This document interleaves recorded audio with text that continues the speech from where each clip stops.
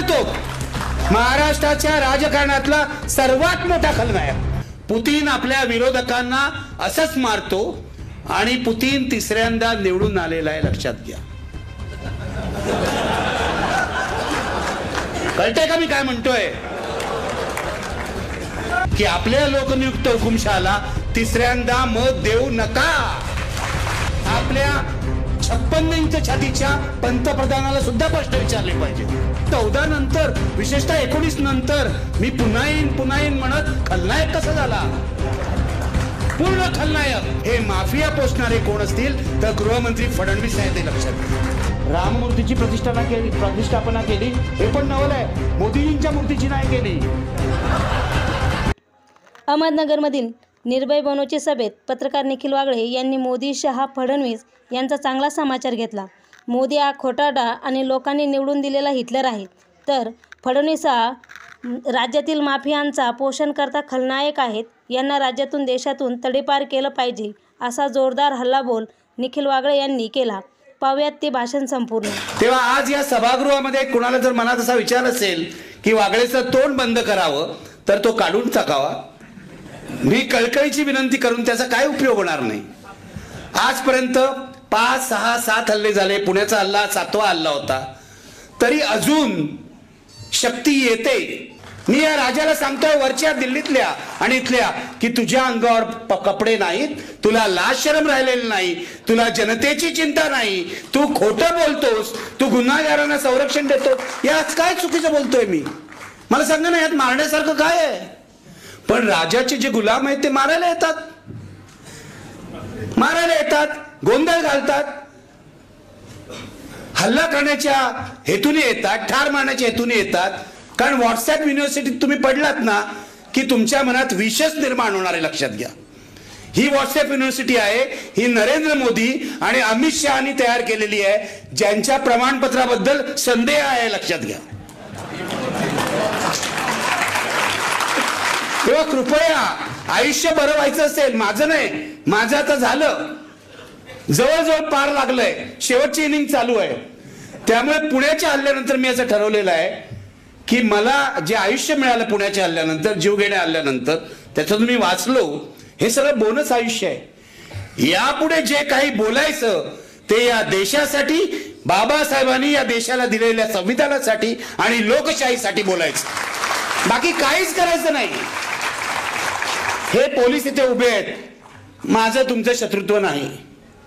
मला तुमच्यावर कुणाचा दबाव आहे मला माहिती आहे, कारण पोलिसात माझीच माणसं आहेत, बहुजन समाजाची माणसं आहेत. पण आज इथे आल्यावर 2 पत्र त्यांनी मला दिली. एक पत्र किरण काळेंनी वाचून दाखवलं, दुसरं पत्र मी माझ्या खिशात ठेवलं. त्यांना म्हटलं हे मी वाचून दाखवतो. कारण नगरमध्ये येईपर्यंत मला जवाहरलाल नेहरू माहिती होते, आचार्य नरेंद्रदेव माहिती होतं, पण आज पोलिसांनी मला एका माणसाची ओळख करून दिली ज्याच्याविषयी मला काहीच माहित नव्हतं. त्या माणसाचं नाव आहे आमदार श्री संग्राम भैया जगताप. मला माहित नव्हतं. मला पंडित नेहरू माहिती आहेत, मला आचार्य नरेंद्रदेव माहिती आहेत. पोलिसांनी असं लिहिलंय, मी पूर्ण पत्र वाचत नाही कारण ते पोलिसी भाषेमध्ये आहे, ती अत्यंत कंटाळवाणी असते, ते सोडून द्या. काहीतरी हे आमदार संग्राम भैया जगताप, बघा पोलिसांची काय भाषा आहे बघा. आमदाराला पोलिसांनी संग्राम जगताप म्हणायला पाहिजे अधिकृत याच्यामध्ये, ते त्यांना संग्राम भैया म्हणतायत. हे पोलिसांचे भैया आहे, ते लक्षात ठेवा.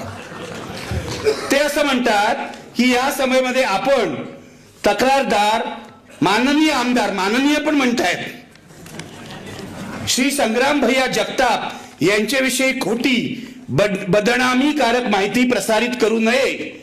यापुढे आपल्याकडून अथवा आपल्या समर्थकांकडून अशा कुठल्याही प्रकारच्या कृत्यामुळे कायदा व सुव्यवस्थेचा प्रश्न निर्माण झाला तर आपल्या विरुद्ध प्रचलित कायद्याच्या योग्य त्या कलमानुसार कायदेशीर कडक कारवाई करण्यात येईल.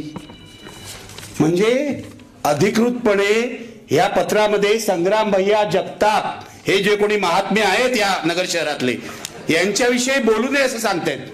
माझा काही विचार नव्हता यांच्याविषयी बोलण्याचा. मी तुम्हाला खरंच सांगतो, छोटा माणूस आहे, छोटाच माणूस आहे. गाव गुंड आणि गल्लीतल्या गुंडांविषयी मी फारसं बोलत नाही. मी मी राष्ट्रीय पातळीवरच्या आणि राज्य पातळीवरच्या गुंडांविषयी बोलतो, सर्वसाधारणपणे लक्षात घ्या. पण आता पोलीस एवढं सांगतायत तर मला बोलायलाच पाहिजे, बरोबर आहे ना. यांच्याविषयी बोलू नका, बदनामी करत. अरे ज्या माणसांची बदनामी करायची त्याला काहीतरी चारित्र्य असायला पाहिजे ना.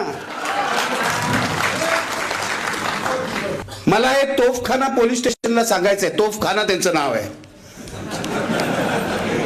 तुमचा तोफखाना असेल तर माझा सुद्धा तोफखाना आहे, लक्षात ठेवा. आणि हा तोफखाना मला कोणी दिलाय माहितीये? डॉक्टर बाबासाहेब आंबेडकरांच्या संविधानाने. तुम्ही मला थांबवू शकत नाही. किती नोटिसा द्या त्या कचऱ्यात जातील. उलट या नोटिसीमुळे मी तुमच्यावर उलटा गुन्हा दाखल करू शकतो आणि उलटा खटला दाखल करू शकतो. दर ठिकाणी अशी नोटीस देतात पोलीस. मला तुम्हाला विचारायचं का, तुमचे गृहमंत्री आहेत देवेंद्र फडणवीस, यांना दिली का तुम्ही कधी नोटीस की आक्षेपार्ह बोलू नका? महाराष्ट्रात एक टी राजा सिंग नावाचा आमदार येतो तेलंगणातून. अत्यंत प्रक्षोभक भाषण करतो तो. सोलापूरला केलं, अनेक ठिकाणी गेलं. आणि त्याच्याबरोबर एक नारायण राणेंचा मुलगा असतो. मी शारीरिक व्यंगावरून कोणाच्या काही बोलत नाही, तुम्ही बोलू नका. ते असभ्यपणाचं लक्षण आहे. ते आपण संजय राऊतांकडे सोपून देऊया.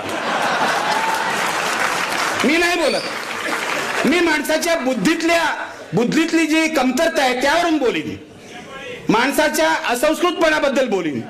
अरे ज्यांच्यावर नारायण राणेंनी संस्कारच नाही केले ते काही बोलत गावावर फिरणार. कधी आता अशी वेळ आली आहे नारायण राणे यांच्यापेक्षा बरे असं म्हणायची, हे लक्षात घ्या. म्हणजे त्यांना लोकसभेत वगैरे उत्तर देता येत नाही सर, ते जाऊ द्या, त्यासाठी एक प्रशिक्षण लागतं. एकेकाळी हराणारा गँगचा मी मेंबर होतो असं राणेंनीच सांगितलेलं आहे. आणि बाळासाहेब ठाकरेंनी त्यांची ओळख अख्ख्या महाराष्ट्राला करून दिलेली आहे. ते शब्द मी वापरणार नाही. पण मला पोलिसांना इतकंच सांगायचंय, हा जो टी राजा सिंग आहे याला तुम्ही कधी नोटिसा देत नाहीत, या राणेला कधी नोटीस देत नाहीत. आणखीन 10 असे महाराष्ट्रात वाह्यात लोक आहेत, टीव्हीवर येऊन सुद्धा वाटेल ते बोलतात, भाजपचे प्रवक्ते, त्यांना कधी नोटिसा देत नाही. आणि 45 वर्ष पत्रकारितेत घालवणाऱ्या आणि प्रक्षोभक लिखाणाबद्दल किंवा भाषणाबद्दल एकही खटला नसलेल्या निखिल वागळेला तुम्ही नोटिसा देता. धंदे आहे तुमची. तुम्ही सत्ताधाऱ्यांचे गुलाम आहात. तुम्ही दुसरे कोणी नाही. नगरचे पोलीस हे सत्ताधाऱ्यांचे गुलाम आहेत, जसे पुण्याचे पोलीस हे सुद्धा भाजपचे गुलाम होते. पुण्याला भाजपने माझ्यावर जो हल्ला केला तो पोलिसांच्या संगनमताने केला असा मी जाहीर आरोप केलेला आहे. मी आज म्हणतो या नोटिसा देऊन नगरच्या पोलिसांनी आपण संग्राम भैयाचे हस्तक आहोत हे दाखवून दिलेलं आहे. लाज वाटत असेल तर या नोटिसा परत घ्या, नाही तर कचऱ्याच्या पेटीत जातील, एवढंच सांगतोय. जी माणसं मी बोलणार आहे, मी राष्ट्रीय माफियाबद्दल बोलणार आहे, मी राज्यातल्या माफियाबद्दल बोलणार आहे. मला महाराष्ट्रातले खूप चांगले ऑफिसर्स माहिती आहे. आता या पोलीस महासंचालकाचं सोडून द्या, त्या बाईवरच गुन्हेगारीचे खटले ते लक्षात घ्या. रश्मी शुक्ला ज्या आहेत आताच्या महाराष्ट्रातले पोलीस महासंचालक, त्यांना दुसऱ्या एका गुन्हेगार राजकारण्यांनी नेमलेला आहे. नाव घेऊन बोलायला मला काहीच वाटत नाही. सर मला माफ करा, माझी सवय आहे नावच घेऊन बोलायचं. मोदी खोटारडे आहेत तर मोदी खोटारडे आहेत.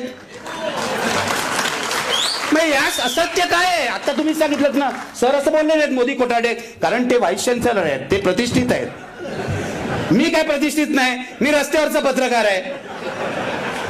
मोदी खोटं बोलले हे बरोबर आहे ना, सत्य आहे.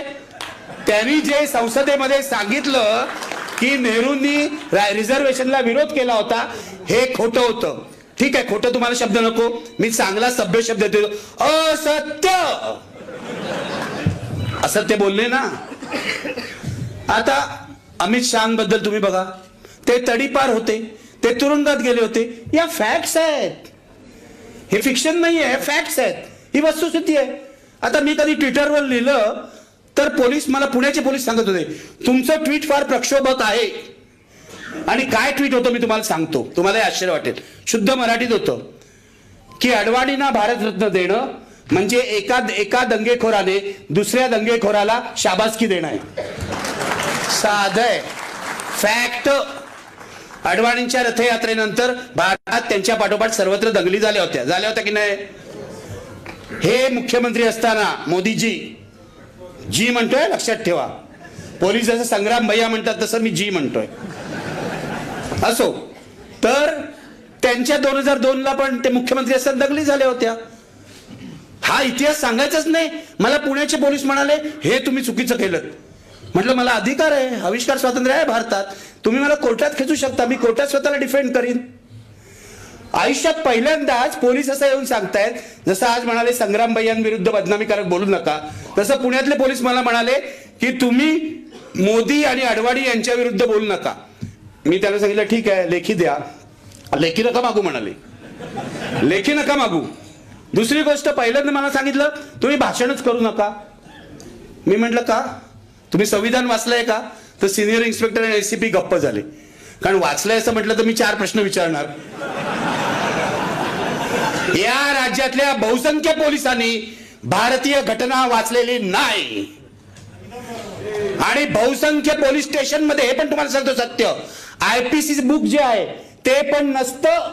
भारतामध्ये गेल्या 9 वर्षात जितकं अधपतन झालेलं आहे सर्व क्षेत्रामध्ये, तेवढं अनेक वर्षात झालेलं नाही. हे माझं मत आहे.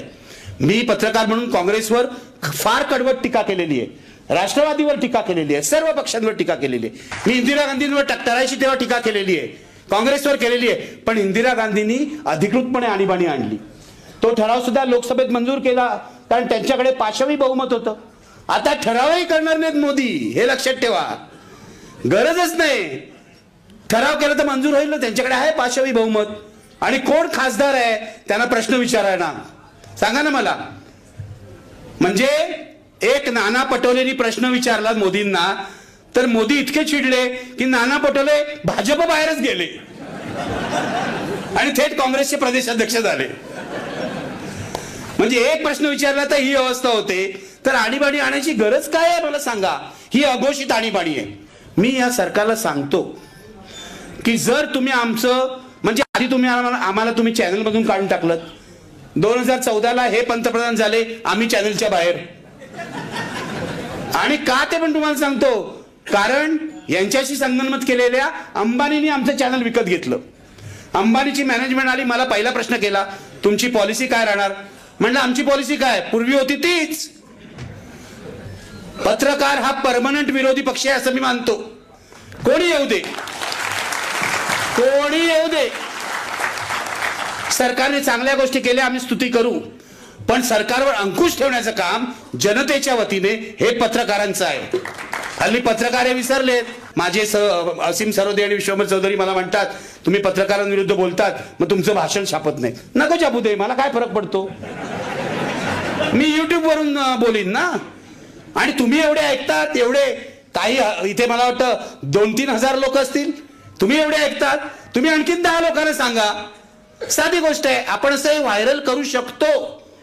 आता जो एस्टॅब्लिश मीडिया आहे, प्रस्थापित मीडिया आहे, तो पूर्णपणे सत्ताधाऱ्यांच्या पुढे लाचार झालेला आहे, लक्षात घ्या.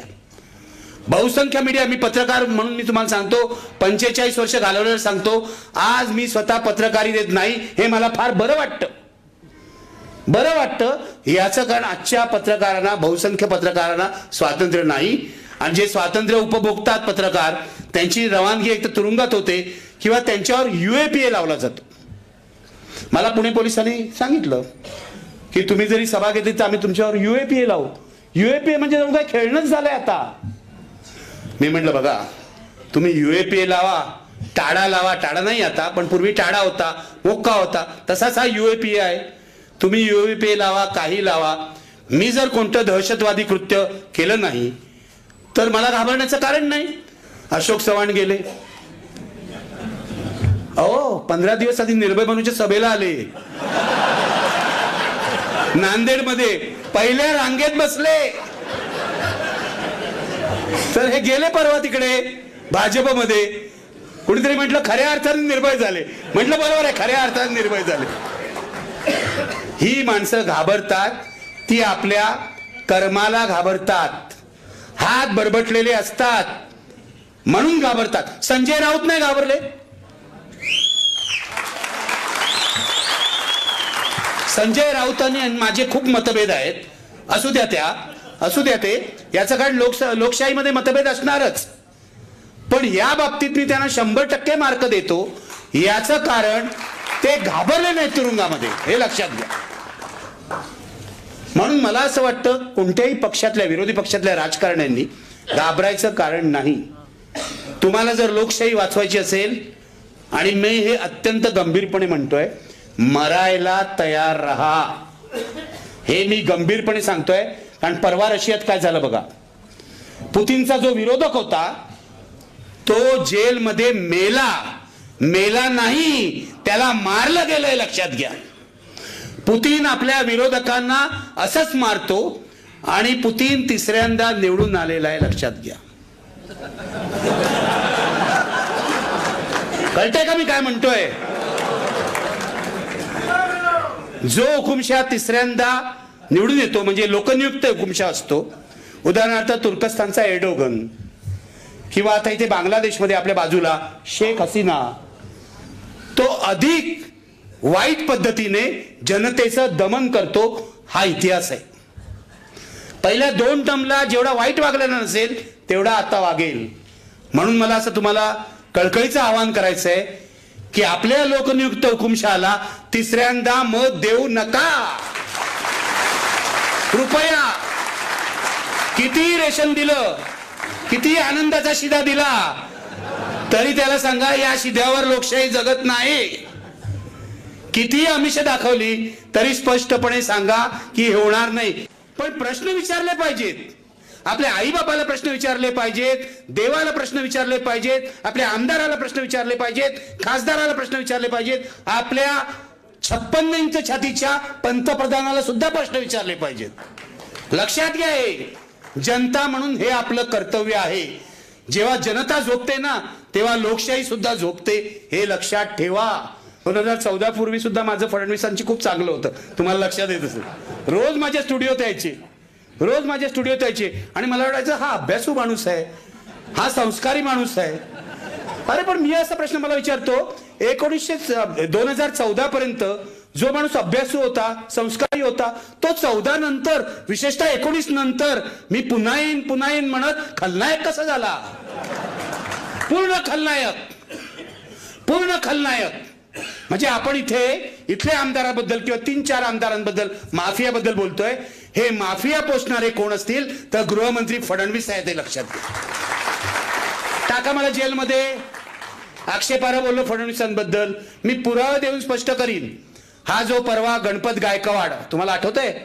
आणखीन एक महात्मा आहे गणपत गायकवाड, कल्याणचा आमदार आहे. आता त्याची मला वाटतं 3री टर्म चालू आहे. 2009ला पहिल्यांदा निवडून आला अपक्ष म्हणून, 2014ला दुसऱ्यांदा निवडून आला. 2009लाच त्याने मला फटका दिला, कारण तेव्हा मी IBN लोकमतमध्ये होतो आणि हा केबल ऑपरेटर होता. मला असं लक्षात आलं, केबल ऑपरेटर लोकांकडे खूप पैसे असतात, खूप काळे पैसे असतात. अधिक सांगतो, याच्या विरुद्ध बातमी दिली की याचा कसं गुन्हेगारी पार्श्वभूमी आहे, बंद करून टाकलं त्यांनी आमचं चॅनल. पण आता राजकारणाचं गुन्हेगारीकरण नाही राहिलं, आता गुन्हेगारच राजकारणी झालेले आहेत. महाराष्ट्र विधानसभेतले अनेक आमदार हे गुन्हेगार आहेत, हे सांगायला मला प्रचंड लाज वाटते. खासदार बघा, त्यांचा इतिहास बघा, कोणता गुन्हा, आणि प्रत्येक गुन्हेगार हा सत्ताधाऱ्यांच्या वळचणीला जातो. म्हणून मग ईडी लागली की घाबरतो, CBI लागलं की घाबरतो, आणखीन काय असेल तो घाबरतो. म्हणजे राजकारणाचं गुन्हेगारीकरण नाही, आता गुन्हेगारांचंच राजकारण झालेलं आहे, विसरू नका पूर्णपणे. आणि त्याला हे आमचे देवेंद्र फडणवीस आशीर्वाद देता आहेत, हा माझा उघड आरोप आहे. लावा माझ्यावर डिफेमेशन. फक्त मोदी शहाना रोखून आम्ही थांबणार नाही. मोदी शहाना तर रोखणारच महाराष्ट्रात, हे मी तुम्हाला आज सांगतो. व्हायचं ते हो, मी काय सगळ्या देशात पोहोचू शकत नाही, पण या लोकसभा निवडणुकीत मोदी शहाना रोखणार आणि विधानसभेमध्ये यांची सत्ता घालवणार. गोष्ट सांगतो, अयोध्येत आता राम मंदिर तर झालेलं नाहीये, हे पण सत्य लक्षात ठेवा. 50% राममूर्तीची प्रतिष्ठापना झाली, चांगलं आहे. मी तुम्हाला सांगतो सर, राममूर्तीची प्रतिष्ठापना केली हे पण नवल आहे, मोदीजींच्या मूर्तीची नाही केली. प्रॉब्लेमच झाला असता ना. म्हणजे रामाचं भाग्य मोठं असं म्हणायला पाहिजे. काय होईल या देशात सांगता येत नाही, हुकुमशाह काय करतील. पण तुम्हाला गोष्ट सांगतो की राम मंदिराच्या नावाने अयोध्येत निव्वळ व्यापार सुरू आहे. आमच्याकडे एक मोठा बिल्डर आहे मंगल प्रभात लोढा, जो आता इथे महाराष्ट्र सरकारमध्ये मंत्री पण आहे. तो गेला तिकडे, त्यांनी तिथली हजारो एकर जमीन विकत घेतली आणि त्याचं मार्केटिंग कसं करतात बघा. त्यातला एक तुकडा अमिताभ बच्चनने घर बांधायला 14 कोटी रुपयाला विकत घेतला. गुगल करा, हे सगळं गुगल करा. कशा प्रकारचे जमिनीचे व्यवहार देवालयाच्या नावाने चाललेत हे गुगल करा. एवढंच माझं तुम्हाला सांगणं आहे. हे गुगल अशासाठी करा की धर्माचा प्रश्न नाही, भक्तीचा प्रश्न नाही, धर्म आणि भक्तीच्या नावाने जो व्यापार होतो त्याचा प्रश्न आहे, हे लक्षात ठेवा. हे आपल्याला खूप खोलात जाऊन बघायला पाहिजे. म्हणजे नुसतं असं म्हणायला नको पर्याय काय आहे, मोदीजींना पर्याय काय आहे असं म्हणत राहिलो तर हुकुमशहाची सत्ता कायम होईल आणि तिसरी टर्म सुद्धा त्या हुकुमशहाला मिळेल. लक्षात घ्या, लोकनियुक्त हुकुमशहाला. आपल्या देशाचे शत्रू जे आहेत आणि माझ्या मते हे कोणाला पटो न पटो आजचे राज्यकर्ते हे आपल्या देशाचे सर्वात मोठे शत्रू आहेत. सर्वात मोठे शत्रू आहेत. इथलं तर मी तुम्हाला सांगितलं किती खून झाले आणि काय झाले. मला जास्त बोलायची इच्छा नाही कारण आता इथे लोकांनाही अस्वस्थ होईल. 8:30 वाजलेले आहेत. आधीची 2 भाषणं सुद्धा लांबलेली आहेत. पण अशा प्रकारे महाराष्ट्र चालला तर मी भाजपच्या शब्दात सांगतो, कुठे नेऊन ठेवलाय महाराष्ट्र माझा. देश तर सोडा, महाराष्ट्राचं सांगतोय या लोकांचा पराभव करावं. देवेंद्र फडणवीसांना घरी पाठवून द्या ताबडतोब. महाराष्ट्राच्या राजकारणातला सर्वात मोठा खलनायक, सर्वात मोठा खलनायक. कारण तुम्ही पक्ष फोडता. तुम्ही शरद पवारांनी जन्माला घातलेला पक्ष फोडलात, तुम्ही बाळासाहेब ठाकरेंनी जन्माला घातलेला पक्ष फोडलात. काय चाललंय म्हणजे कशासाठी, पैशासाठी, सत्तेसाठी, कोणत्याही थराला जाणार. म्हणून मी तुम्हाला सांगतो ही जी आजची लढाई आहे ही केवळ निवडणुकीची लढाई नाही, हे लक्षात ठेवा. ही फॅसिझम विरोधातली लढाई आहे. पण हे लोकशाहीची चौकट तर मोडतातच. इलेक्शन कमिशनचं काय झालं यांनी तुम्हाला सांगितलं. कशा प्रकारे तिथे चीफ जस्टिसला काढूनच टाकला त्या कमिटीतून. बॉन्डचं काय झालं त्यांनी तुम्हाला सांगितलं. आणखीन एक मोठा भ्रष्टाचार सांगतो वरच्या सरकारचा. वरच्या सरकार जितकं भ्रष्टाचारी आहे तितकंच हे भ्रष्टाचारी आहे. इथे फक्त 3 चाक आहे एवढाच फरक आहे, वर 2 चाक आहेत. आणखीन एक भ्रष्टाचार या देशात झालेला तो म्हणजे पीएम केअर फंडाचा आहे. पीएम केअर फंड हा सगळ्यात मोठा भ्रष्टाचार आहे. कारण मोदी आणि सरकार असं म्हणत होतं की हा फंड सरकारी आहे सुरुवातीला. नंतर काही वर्षानंतर किंवा काही महिन्यानंतर त्यांनी न्यायालयात असं ॲफिडेव्हिट दिलेली आहे की हा फंड सरकारी नाही, हा फंड खाजगी आहे. आता तुम्ही लोकांकडून पैसे जमा करता, त्या फंडचे ट्रस्टी म्हणून टाटापासून सगळे घेता आणि एक दिवस सरकार असं म्हणतं हा फंड खाजगी आहे. याचा अर्थ तुम्ही खाजगी कामासाठी पैसे गोळा करताय. मग हे काम काय आहे. हा उघड भ्रष्टाचार आहे. हे जर काँग्रेसवाल्यांनी केलं असतं तर भाजपने थैथयाट केला असता, रेल्वे लोक केलं असतं, आणखीन काय केलं असतं. तुम्ही लक्षात घ्या कशा प्रकारे देश चाललाय आणि देशाचं वाटोळं होत आहे.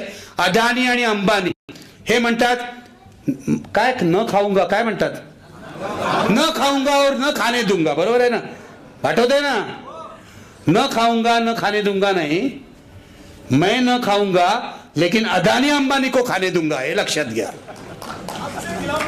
हात से खिलाऊंगा. बरोबर आहे. तुम्हाला सगळं माहिती आहे हो, मग त्यांचा पराभव का होत नाही सगळ्यांना माहिती आहे. ईव्हीएम, आता तुम्हाला ईव्हीएमचं सांगतो, तुम्हाला माहिती म्हणून देतो. या ईव्हीएम विरुद्धची याचिका जी आहे सर्वोच्च न्यायालयातली, त्याच्यात एक याचिका करते आमचे सहकारी असीम सरोदे हे आहेत. ईव्हीएमच्या विरोधामध्ये ईव्हीएम विरुद्ध इतक्या तक्रारी आहेत की माझं स्पष्ट मत आहे की याच्यावरचा वाद सगळा बाजूला ठेवून जसं इंडिया आघाडीने सुचवलं की त्याला एक व्हीव्हीपॅट जोडा, तेही अमान्य केलं यांनी निवडणूक आयोगाने, तेही अमान्य केलं. या निवडणुकीमध्ये तरी ईव्हीएम जात नाही, हे लक्षात घ्या. या निवडणुकीत ईव्हीएम अशासाठी जात नाही की सर्वोच्च न्यायालय त्या केसचं हिअरिंगच करायला तयार नाही. जसं आधीच्या केस इलेक्ट्रॉरल बॉन्डची केस खूप दिवसांनी त्यांनी हिअरिंगला घेतली, तसंच ईव्हीएमच्या केसमध्ये सुद्धा ते वेळ काढतायत. पण तरी सुद्धा मला असं वाटतं ईव्हीएमचं कारण देऊन तुम्ही मी मतदान करणार नाही असा विचार करू नका. कारण काही लोक म्हणतात ईव्हीएम बोगस आहे, मग आपण मतदान कशाला करायचं, असं करू नका. कदाचित ईव्हीएमचं माल फंक्शनिंग झालं तरी सुद्धा कर्नाटकात जसा भाजपचा पराभव झाला तसा होऊ शकतो, हे लक्षात घ्या. आज या घडीला भाजप आणि त्यांच्या मित्र पक्षाची मतं 50% जास्त नाहीत. भाजपची मतं 40% 42% असतील. याचा अर्थ उरलेली जी मतं आहेत ती भाजप विरोधातली आहेत. पण ऐक्य नसल्यामुळे हिटलरचा जसा फायदा झाला तसा आमच्या देशी हिटलरचाही होतोय, हे लक्षात घ्या. त्यामुळे मला कळकळीची विनंती तुम्हाला शेवटी एवढीच करायची आहे, आपण एक होऊया. माफिया विरुद्ध, भ्रष्ट राजकारण्यांविरुद्ध, जनतेवर अत्याचार करणाऱ्या सर्वांविरुद्ध एक होऊया. भाजपचे आता जे सत्तेमुळे मस्तवालपणा आलाय तो मस्तवालपणा जनताच कमी करू शकते, त्याच्यावर नियंत्रण जनताच आणू शकते, हे लक्षात घ्या. आणि कृपया कळकळीचं आव्हान आहे, मला माहित नाही मी पुन्हा इथे येईन की नाही किंवा पुन्हा परत जाईन की नाही हेही मला माहित नाही. आता हे सगळे तुमचे भैया टैया आहेत, ते माझं काय करतील मला माहिती नाही, पण ती पोलिसांची जबाबदारी आहे, मी काय चिंता करत नाही. परंतु तुम्ही सगळे उभे राहा, हे सगळी तरुण मुलं आहेत, उभे राहा. या शहरातून गुंडगिरीला पाठिंबा देणारा, फॅसिझमला पाठिंबा देणारा. यावर तुम्हाला काय वाटतं कमेंट करून नक्की सांगा. व्हिडिओ आवडल्यास लाईक करा, जास्तीत जास्त शेअर करा आणि तुम्ही जर आपल्या चॅनलवर नवीन असाल तर सबस्क्राईब करा. धन्यवाद.